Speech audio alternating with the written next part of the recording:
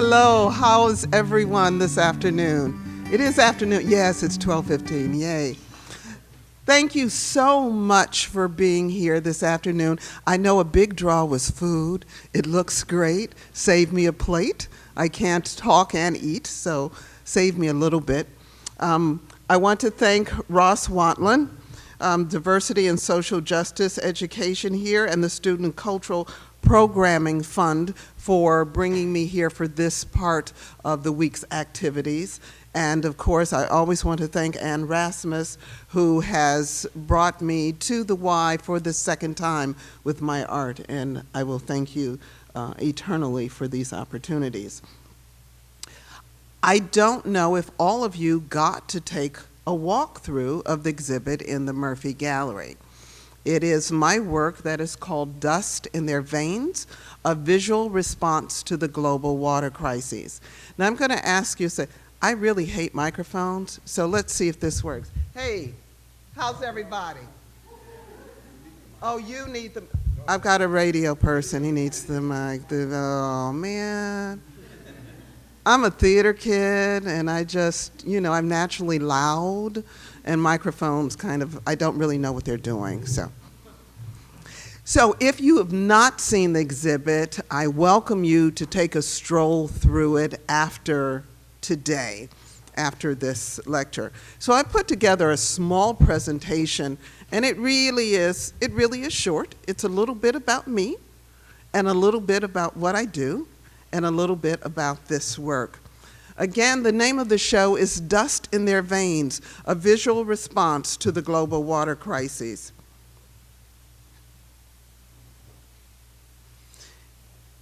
It started with a love affair with water and Langston Hughes in the first grade. Now oh, that's me in the plaid jumper. Those are my siblings. We're in the backyard of my grandfather's house in East Chicago, Indiana. My clothes were always falling apart. My sister was the princess, I was the whatever I was, the girl I still am today. And I fell in love with Langston Hughes because of my mother, the grade school teacher, and the kind of family that I came out of. I think the first poem I learned, and I just found out that children aren't learning these poems anymore in grammar school. And this was something that every grammar school child that I knew had to learn. And it is The Negro Speaks of Rivers. I've known rivers. I've known rivers ancient as the world and older than the flow of human blood in human veins. My soul has grown deep like the rivers. I bathed in the Euphrates when dawns were young. I built my hut near the Congo, and it lulled me to sleep. I looked upon the Nile and raised the pyramids above it. I heard the singing of the Mississippi when Abe Lincoln went down to New Orleans, and I've seen its muddy bosom turn all golden in the sunset. I've known rivers, ancient, dusky rivers. My soul has grown deep like the rivers. So as a child, I fell in love with that imagery that Mr. Hughes created, and I fell in love with the thoughts of rivers and how rivers connected peoples and communities that was ever flowing. It was like actually the blood in our bodies, ever flowing, always moving. It's who we were, who we are. And so water, the idea of water has always been important to me. By college, so Langston Hughes was a hero of mine, stays a hero of mine, but by college, I had to get a new hero. Are there any art students in here? No, I have no art students. So if you're an art history major or you're an art major, now I think that you use Gardner's History of Art. But when I was in school, it was Jansen History of Art. It was a huge, huge book that you carried back and forth. It broke your back. And at the time, there were no women in that book. There was a small section called Women Art. So it was needlepoint, it was quilt making, it was things we did in the kitchen, it was things to make the home comfortable. Now, let me say there was nothing wrong with that, and some beautiful work came out of that, but the legitimate art was not relegated in history to womankind. And so I found another superhero, Lucy Lippard. Lucy Lippard championed women, dematerialization in conceptual work, and feminist art. Lucy became the first female critic for the New York Times, art critic for the New York Times, penned over, I believe, 80 books, and is cited in probably 800 publications. I wanted to put a cape on her. That blue is supposed to be kind of like a cape, because there has been no other woman like her. Because of Lucy, women were included in that book. So an opportunity came to me, maybe. I saw a posting for a show called Women and Water Rights, Rivers of Regeneration. It was at the University of Minnesota. This was in 2010. I looked at it, I didn't know what it meant, but guess what? The lead juror was Lucy Lippard. So she was about 70 at the time. And I said, if I'm ever going to have my work in front of this woman who I consider a superhero, this is the time to submit something. So I had to go about the work of trying to figure out what this meant, women and water rights. What was that? I like the title, Rivers of Regeneration. You know, it's my key word, river, woo. Water, woo. But what does this mean? What were water rights, and what did that have to do with women? Oh, yeah, water bearers. Yeah, you know, the images that everyone sees with the woman with the vessel, and she walks through the sand, through the desert, with the heat moving around her. She has tightly bound clothes across her hips. She's undulating in the wind. She's so beautiful. She's so graceful in how she bears this water about her head. And then I started thinking, wait a minute. Hello, if I'm walking miles a day in the heat, carrying untold poundage on top of my head, how romantic is that? How much fun is that? Tain't a lick of fun. It's not clean, it's not pretty. I was meeting with groups of women when I started to think through what this would be, and everyone I talked to had that same image in her mind of what a water bearer was. So I had to do my own work, I had to do my own research. Issues of water rights, water scarcity, and water safety. Who was most adversely affected? Women and children, girl children across the globe. Women and children on the banks of the Euphrates that Langston talked about, the banks of the Nile that Langston talked about, all of those beautiful places Langston had spoken of. Women at these banks, at these traditional watering holes, at wells, collect the waters for their families, sometimes carrying up to 44 pounds upon their heads. If you're walking, so if your average walk is 10 miles, that's 5 miles with the water on your head. So guess what starts to happen to your bodies? It shortens your lifespan. It shortens your conceptual span. All of your internal organs start weighing down on one another. Your life is shortened by about 20 years when you're doing that kind of labor daily. This is not a Monday through Friday job. This is a 7-day-a-week job because we need water 7 days a week. And so I started really looking at the stories of these women around the globe, and I started questioning the whys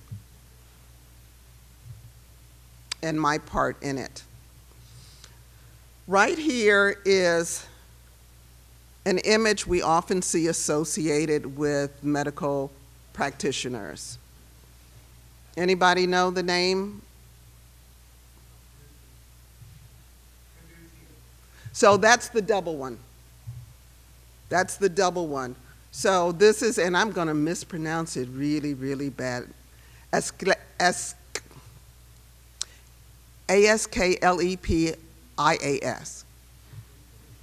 I just cannot say it. It's just too much in my mouth. It is the image of a parasite that is commonly referred to as a guinea worm. The guinea worm is the oldest parasite in recorded history. It is a parasite that enters the human body through its larvae, usually in dirty ponds.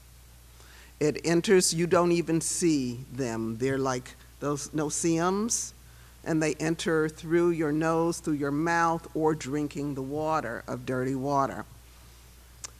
As the parasites mature in the body, they find a way to exit.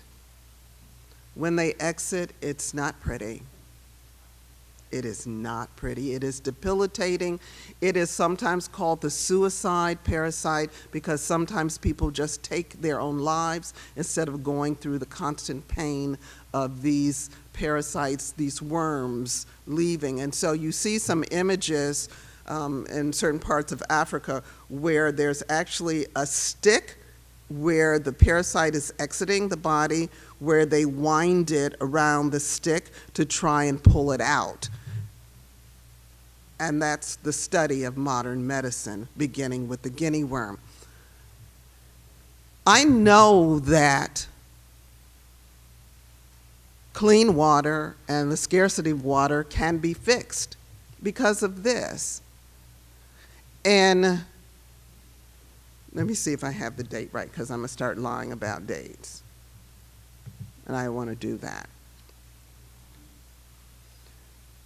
So, in 1986, there were over 3.5 million cases of guinea worm, mostly throughout Africa and Asia. By 2014, it was about 25. I think last year there were no new reported cases of this parasite because of the work that the CDC has done around the globe and with participating agencies, where education has been brought to villages to talk about how to gather the water, how to protect oneself. So that's one down. This is my torso that gives credence to the guinea worm.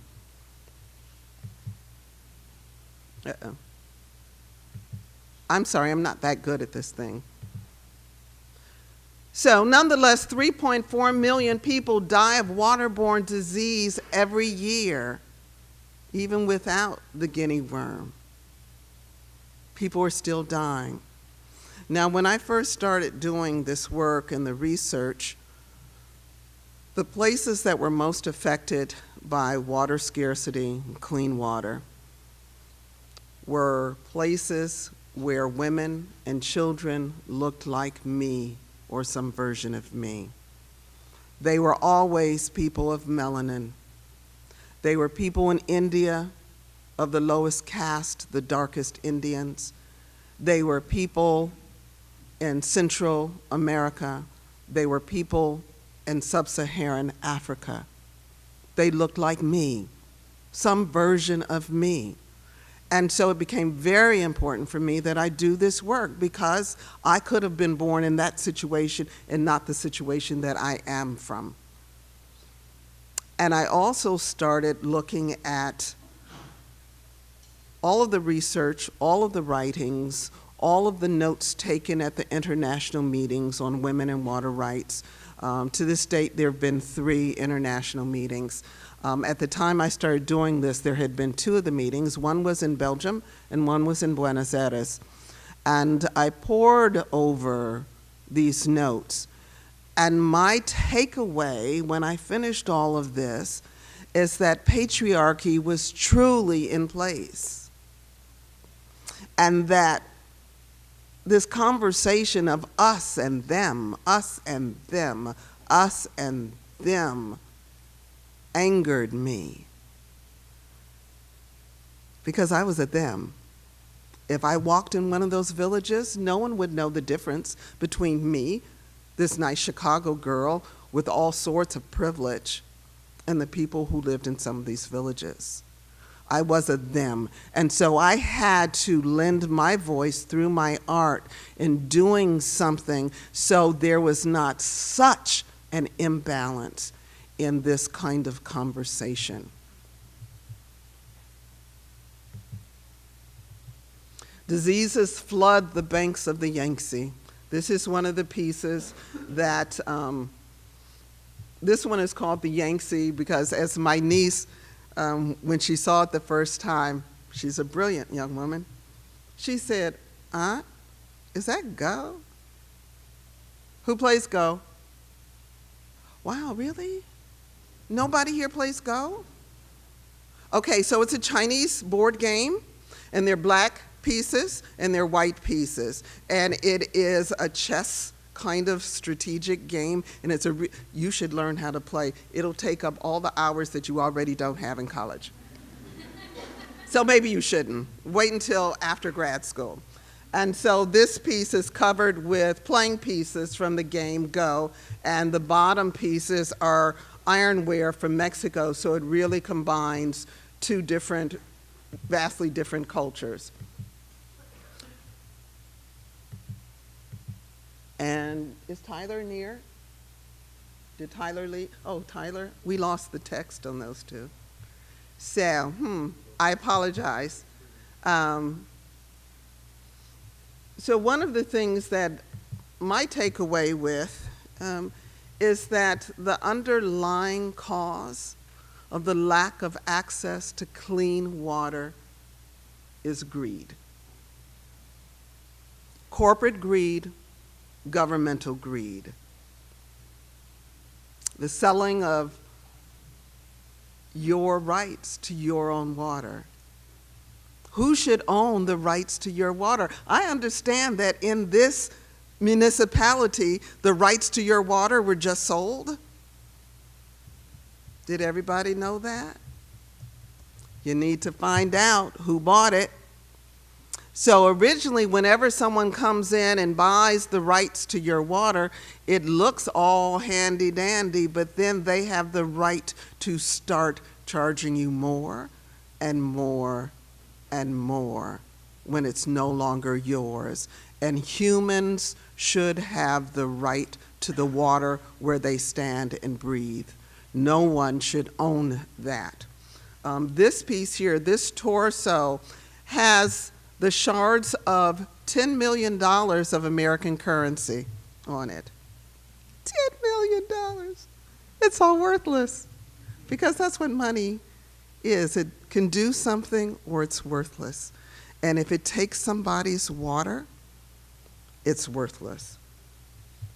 It has nothing to do with anything. So I used to talk to people when I first started this work. I started it in Chicago, and Chicagoans live on the edge of the second greatest of the Great Lakes. Lake Michigan is an incredible living body of water that regenerates itself and is just beautiful. We are the water wealthy. Everyone in this room is the water wealthy. Every single one of you can turn on the faucet in the morning and brush your teeth. You can turn on the water to brew that pot of coffee that you probably will leave half there and throw it down the drain later. Every one of you can stand under a shower head as long as you want to and take a hot shower. We are the water wealthy. We don't often think about water and our usage of that. Americans use somewhere between 150 and 190 gallons of water every single day. Families in developing countries subsist on about 10 gallons of clean water per week.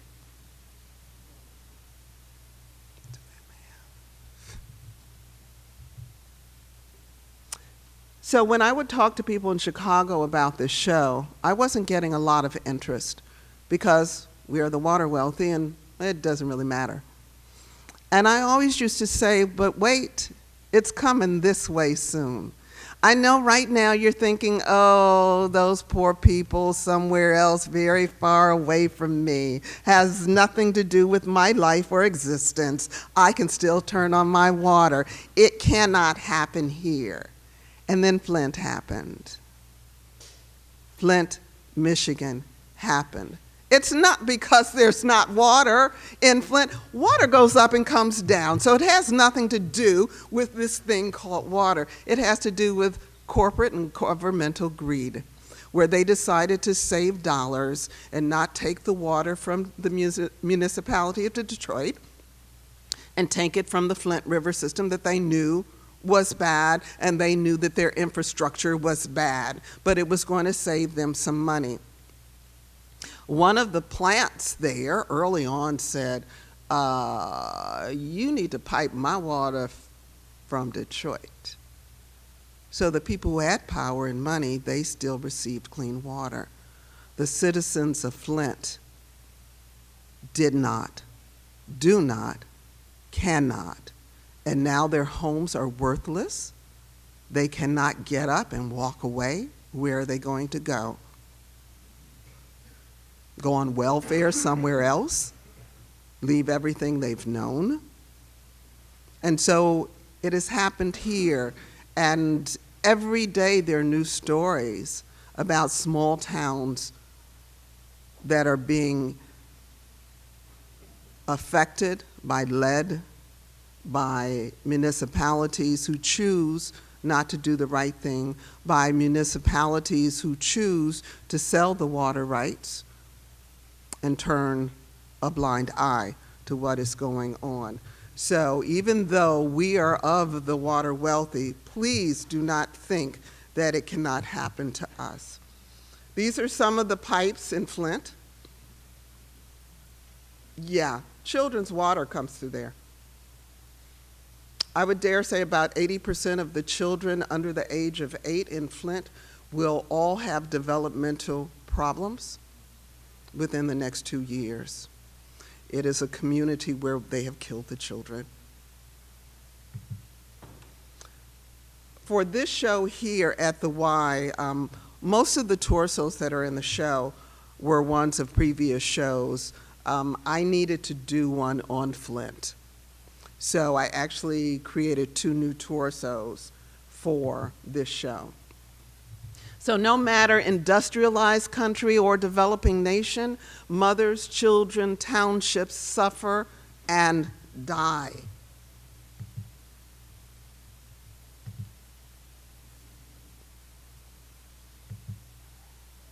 These are some of the wells that I created in different showings that I've had excursions. The arduous labor involved in water collection ultimately deprives many children of an education. So throughout most of the world, when that mother goes on those hikes to get the water, she takes small children with her who might carry half of their body weight in water back. The incredible thing is, it's the girl children. Boys might go with their moms until they're about the age of 6, and then gender bias kicks in, and an uncle on the side of the road, a grandfather on the side of the road says, boy, come here. It's woman work. You don't do that. And so boys are pulled away from that work and have the possibility of an education. Girls who are growing up in such a climate do not have the luxury of an education, do not have the luxury of learning how to read. So if you have a village and half of your village is male, half is female, and you deprive half of it of an education in an ever-increasing technologically advanced world, then that community dies. When you destroy half of that population by not allowing them to keep up with the rest of the world, they all die.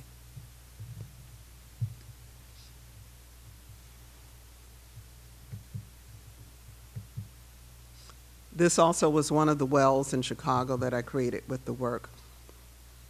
When I first did the show, this is the torso that said hello when you came in. It was very clear that it was the show was about water, it was about women, and it was about where do you get that water. There are many cultures that I cover in this show, from the Congo to Pakistan to Nigeria to Ghana to Guatemala. Wherever I go, I put little signs. If they're public restrooms, I put little signs up about water consumption and what you should and shouldn't do. So the restroom right here, make sure you read the signs in there, because we all need to be aware all of the time. We need to keep our minds on what we are doing with water. That was the well that I created at the Stritch School of Medicine in Maywood, Illinois.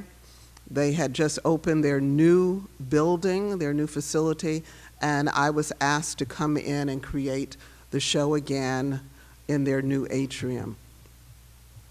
And so the bottom line for this show, and my intention always, is who gets water and who doesn't. And if we're all going to be global citizens, we have to care about those who are not getting it right now, because we could turn around and it could be us. So that's dust in their veins. Thank you for looking at the PowerPoint with me and being nice enough to listen to me. And I'm going to open this up to questions, if you have any. Well, thank you.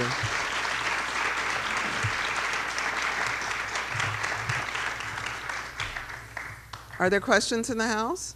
Yes. The backstory on Flint is incredibly complicated. I don't know how much you looked into it, but it was actually a crisis of governance. They were taken over by this, it's not a question, but if you could talk a little bit about that, because it was something like 40% of the minority population in Michigan were under appointed municipal government. So I don't know if most of you remember that Flint was once a great automotive town.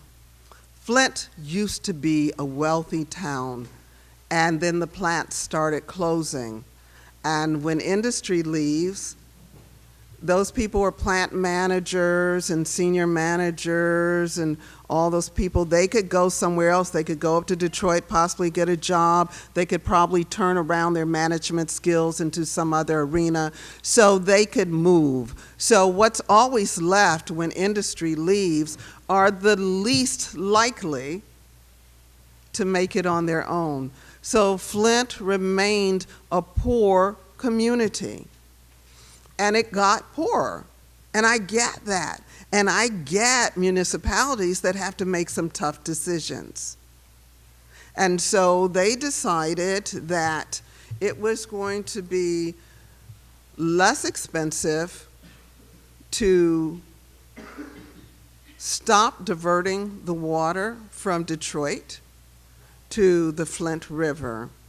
And it was known at the time that the infrastructure for Flint was already depressed and needed replacement. They did not have money for replacement.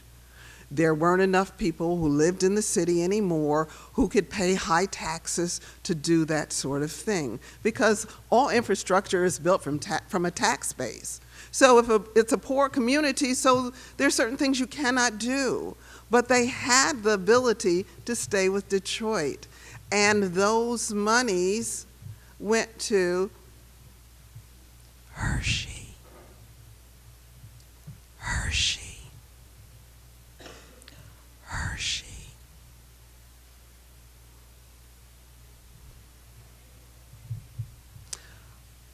The Hershey Chocolate Company has, I think, 12 different names for bottled water. Nestle, I'm sorry. Thank you, fix me, because, I'm tired now. But Hershey had a part in it too, but it was Nestle water. They have about 12 different labels for bottled water. So if I believe correctly, the deputy mayor, who is a woman, is the wife of the chairman of Nestle. And that's who decided no clean water for these children, but you can buy some bottled water. How about that? And so when, I really do love people whose hearts are in the right place and want to help a community or a country. And so when I first started doing this work, people were, their churches were gathering together to build wells and sometimes sending congregations to remote places to work on this well building. And unfortunately, most of the time, not enough research was done on how this becomes sustainable. And so a lot of times, all of that do good work failed, and it was a waste of energy, time, and money. When Flint happened, when it hit the news, there were churches, I don't know how far this reached, but all over Chicago, who were getting big trucks together, filling them up with plastic bottles to take to Flint. And so I did a little math online one day, and I was just like, so on a water wealthy day, if I do 190 gallons, if it's a poor water day, I do 100 gallons, and let's see, how many citizens live in Flint? So multiply that by the week, and so on those plastic bottles that are between 8 ounces and 16 ounces, and I did all the math on how many bottles was going to fit in that truck, and then how much plastic waste was left in a dying community that cannot even afford its own infrastructure. And so now you're going to add plastic to their system that they can't even handle what they have already. And so I made a recommendation online. I said, if you're going to do a truck full of water, the gasoline, the water, which goes back to Nestle, they made more money, they took it away, they make more money. Buy great filters that go in local churches so families can go to that church and fill up 5-gallon bottles and take home. That would be a much more sensible thing to do. So I came up with several action pieces that people could do instead of taking all of those bottles of water with them to Flint. I think one organization I knew took me up on that offer. And then, of course, your heart only beats for other people for so long because things happen in your own life, and and your child isn't doing so well in school, and now your mom needs taken care of because she's a little older, and so you fall off of that wagon of wanting to help someone, and so all you did was for naught. So if you, and I want to say this to all of you, if you decide to be the person who's going to be a pro-action person, please do your research first and make sure that what you're doing is sustainable. If it's not sustainable, just say a prayer for them. It's a much better thing to do. Much better thing to do. Yes, my darling.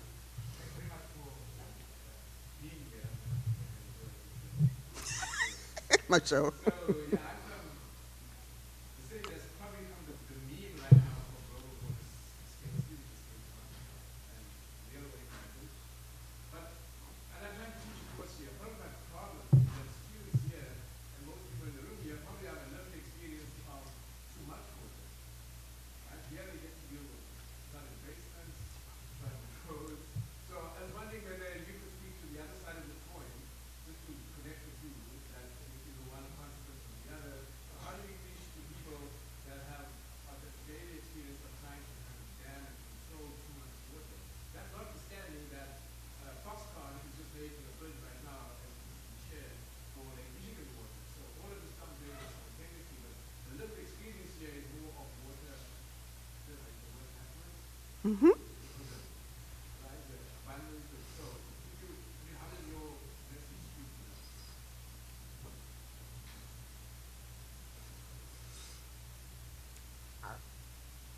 My message is always to the community in front of me, which are always Americans, which are the water well thing.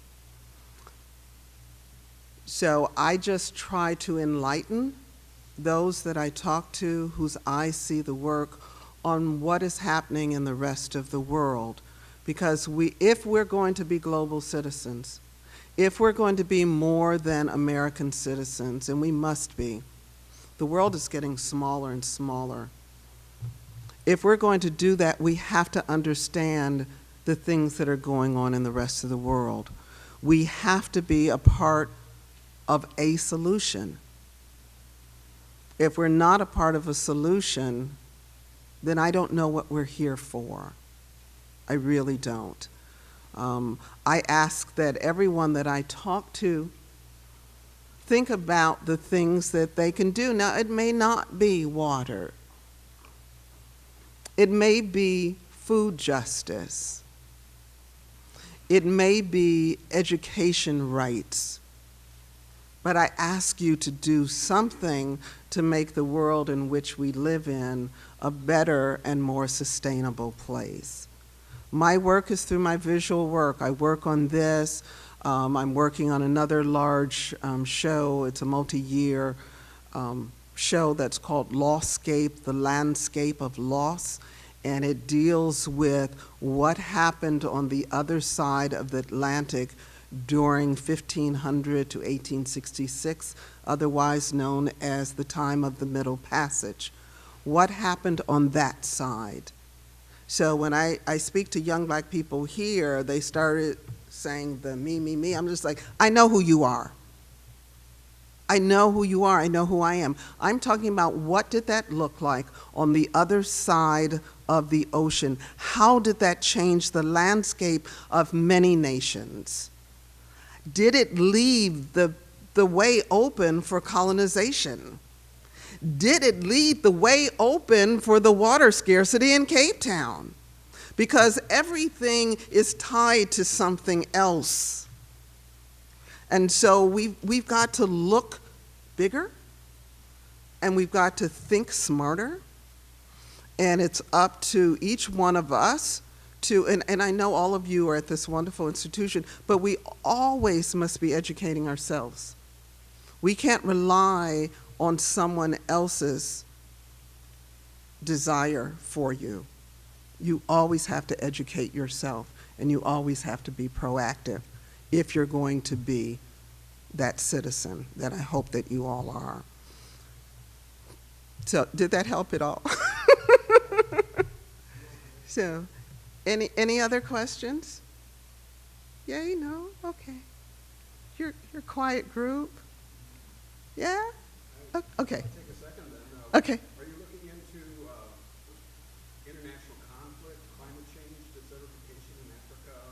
You know, we actually don't hear much about the fact that there was a 6-year drought in whole Syria. So, I don't know, that might be the next chapter. so no, it was always part of the intention of when I was doing this work.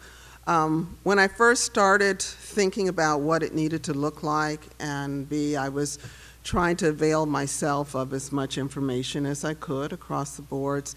And I went to an evening with the Sierra Club in Chicago, an evening, and it was about 6 or 7 participants up on the stage talking about water scarcity. And it was all dire. Every conversation from every person up there, it was a dire conversation, and I heard no solutions. And I was, someone had, from the audience had asked a question that no one on the panel knew the answer, and so I kind of went, and so, you know, I had just had all of the World Health Organization numbers in front of me. I'd just been going through all of that work. I can't quote any of it now because I'm of a certain age that numbers leave me. And so I was able to give that information, and then people in the audience started turning to me and asking me questions like I was an authority, and I'm not, and I wasn't claiming to be, but I had done reading and research that some of the people on the panel had not. So I was able to address some of those things. And one of the things that was always talked about was population control, overpopulation in certain areas of the world, and that has nothing to do with water scarcity, nothing whatsoever. There are issues that go on, especially in sub-Saharan Africa and conflict areas. So if a family, if a community had had a well, and that well had been in that village for a few generations, if there are other peoples who have come into that community and that village, they have cut you off from your water. And so now what used to be a walk from here to the front door to get your water, you're now walking 8 miles to a different village. Women and children, and it's so hard to talk about that part of it. Women and children subject themselves to violence every day they go out for these walks. So all of you, I think, know the name of the group Boko Haram, who are some of the most vicious people in Nigeria right now. And so they will cut people off from their traditional watering holes. They will cut people off from their wells. And so you have to find a new source for water. And every time that woman and that girl child is on the road gathering, she has put her life at peril in the immediate and in the long run. So conflict areas, especially in sub-Saharan Africa, are really treacherous and perilous for those women and girls. And it's something that is really hard for me to talk about because that is so painful that to be able to live, I have to put my life in danger. For my newborn child to live, I've got to carry a machete and this water pitcher to be able to live. Yes, darling. He's going to make me cry. See, I don't even know why he brought that up. Yeah, see.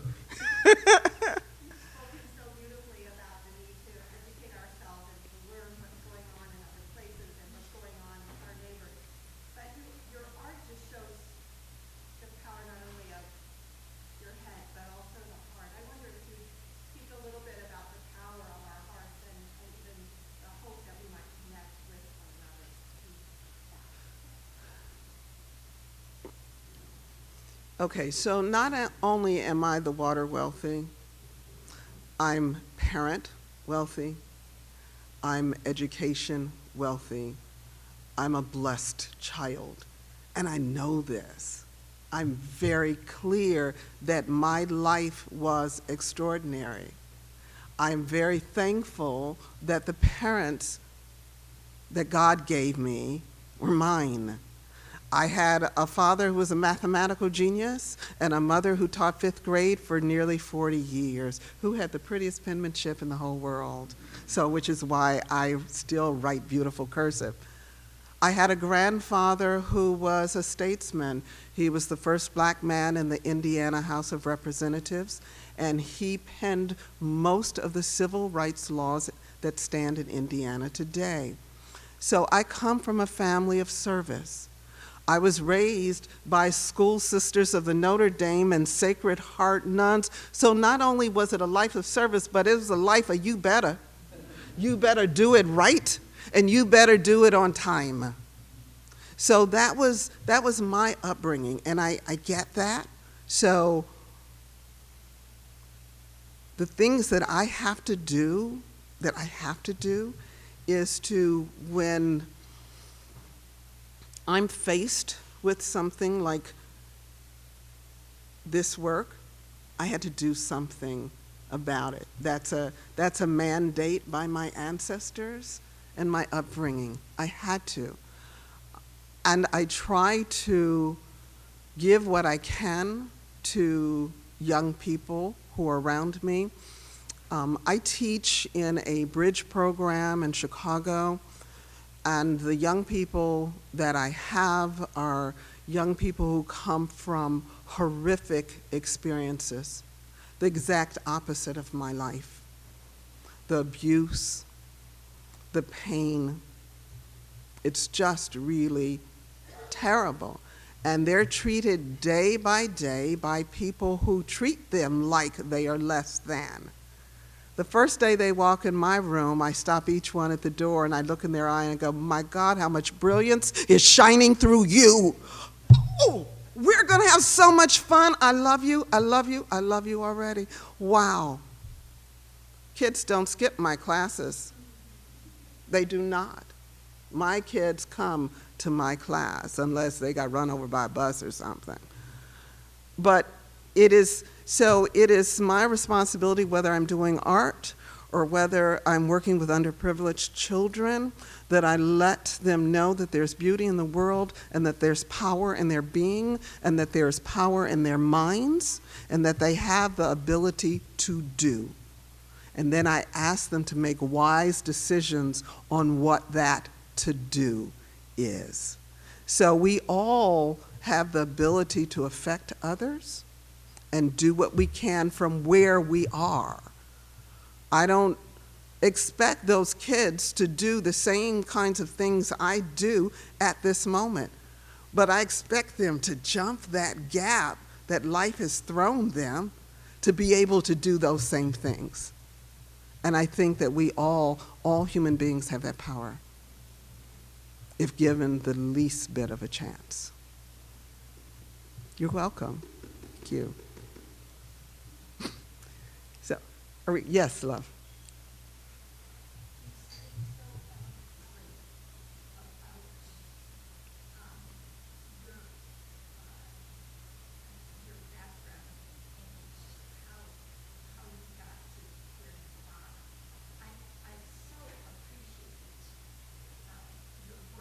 Thank you. Building on Cindy Shepherd's comment, I have the feeling that your heart informs your head, but your head has to first inform your heart, and it's a circular process. And I just want to say how I appreciate you bringing both of those aspects. Thank you. What you're doing. Thank you.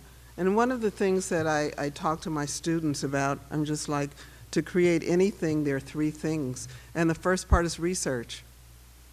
And I make them right. So if you're not doing the research, you can't ever get to the third step, and that's the to do.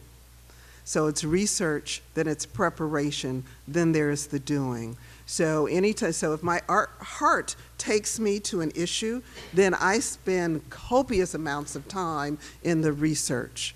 And then I spend copious amounts of time in the preparation. And then the to-doing is easy, because you've mapped it all out. It's all there. It's been given to you. So the to-do, yeah.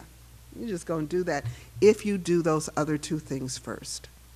And you have to be able to articulate, not so much for other people, but for yourself, what it is that you think you're going to do. You have to do that in whatever kind of project, whether it's something in a lab or in the art world or in the theater world. You must do those things. Thank you. So, yeah?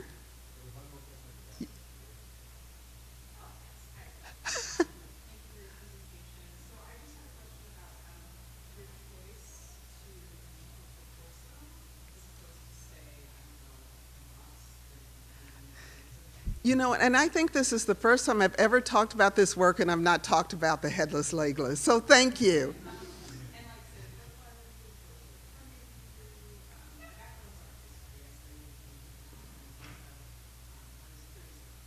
So when I first started reading and not hearing her voice in all of these notes and things, I felt I needed to speak for her. I knew that her voice was missing. So, sans head. Her legs are gone because she cannot remove herself from her situation. She is where she is. And so if I'm going to do this work has to walk for her and hopefully will speak for her. So, and she's in movement. So that's the profile. So when I've done the show before, I've always created a well in the center of the space and a meeting place where you could sit down and chat and gossip if you want to. And the torsos would walk to the well and walk away from the well. At the Murphy Gallery, it's not as big as some of the venues I've been in, and it did not, there was no possibility of me bringing 800 pounds of dirt in moss to create that well, which is what I've always done before. And trust me, bag by bag in the trunk of my car. Hard work. So if anybody's thinking they're going to be an artist and they think it's easy, it's labor intensive. This is not easy. And I think I'm getting too old for what I do now. I'm going to have to find an easier way to do it. I don't know. So anyone else? No? Then I thank you for being here with me.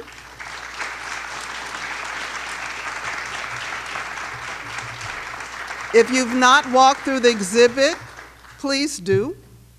And please fill out the cards that Tyler asked you to. And I'm going to ask an amendment on that card, which you put on there if you plan on being at the workshop with me tomorrow, because I need to have some kind of idea for supplies if you're coming to the workshop. Thank you all so much. Thank you.